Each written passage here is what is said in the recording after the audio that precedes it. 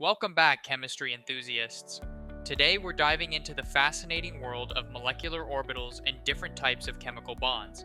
Understanding these concepts is crucial for mastering organic chemistry, especially if you're preparing for exams or just want a deeper appreciation of molecular interactions. Let's get started. When two atomic orbitals combine, they form molecular orbitals. But what exactly does this mean? Let's break it down. Molecular orbitals are formed through the mathematical combination of the wave functions of atomic orbitals. Now, don't worry, understanding the complex math behind these combinations isn't necessary for our discussion today.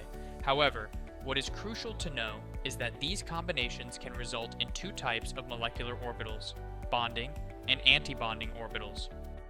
When the signs of the wave functions of the combining atomic orbitals are the same, a bonding molecular orbital is produced.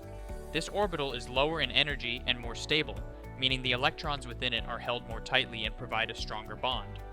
On the other hand, if the wave functions have opposite signs, an anti-bonding molecular orbital is formed.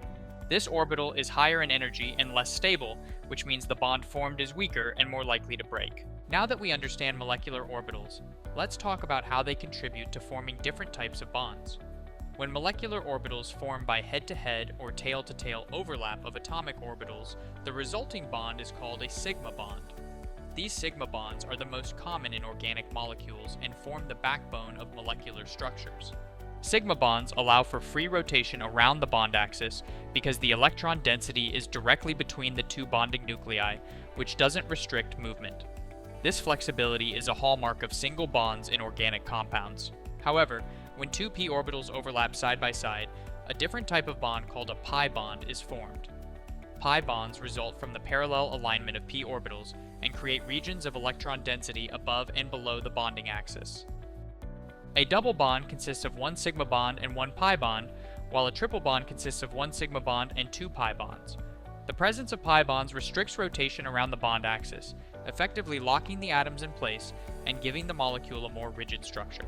Pi bonds alone are weaker than sigma bonds, but when combined in double or triple bonds, they contribute to a shorter, stronger overall bond. This strength is why breaking a triple bond requires significantly more energy than breaking a single or even a double bond. Let's explore how bonding and antibonding orbitals behave in chemical reactions. Bonding orbitals contribute to bond formation, leading to stable molecules. Electrons in bonding orbitals are lower in energy, making them less reactive under normal conditions. However, antibonding orbitals come into play when bonds are broken during chemical reactions. Because these orbitals are higher in energy, placing electrons in antibonding orbitals weakens the bond, making it more likely to break under the right conditions. This concept is especially important in catalytic reactions and photochemistry, where light or heat provides enough energy to promote electrons from bonding to antibonding orbitals, initiating a chemical reaction. Understanding molecular orbitals and the differences between sigma and pi bonds is essential for predicting the reactivity and stability of molecules. This knowledge allows chemists to design reactions with precision, optimizing conditions to achieve desired products efficiently. For example, knowing that double and triple bonds restrict rotation is crucial in the synthesis of complex molecules like pharmaceuticals, where the three-dimensional structure determines the biological activity. In addition, the concept of molecular orbitals is fundamental in advanced fields like quantum chemistry and material science, where researchers are developing new materials and molecules with tailored properties for specific applications, such as creating more efficient solar cells or stronger polymers. Medicine and biotechnology, understanding the principles of molecular orbitals and bonding types is invaluable.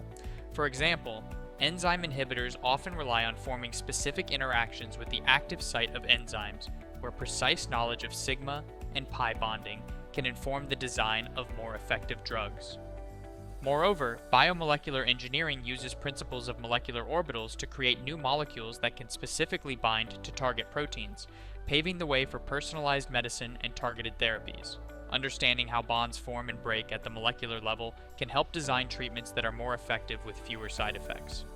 To sum up, molecular orbitals and bonding are foundational concepts in chemistry that explain how atoms come together to form molecules, how bonds are formed and broken, and why certain molecules behave the way they do. Whether you're preparing for an exam or diving into advanced chemistry, mastering these concepts will give you a solid foundation for understanding more complex topics. If you found this video helpful, make sure to like, share, and subscribe for more chemistry content. And if you're using the King of the Curve app or web app, leave a like there and comment on what you'd like us to cover next. Also, check out the app for more detailed content like this. Thanks for watching, and see you in the next video.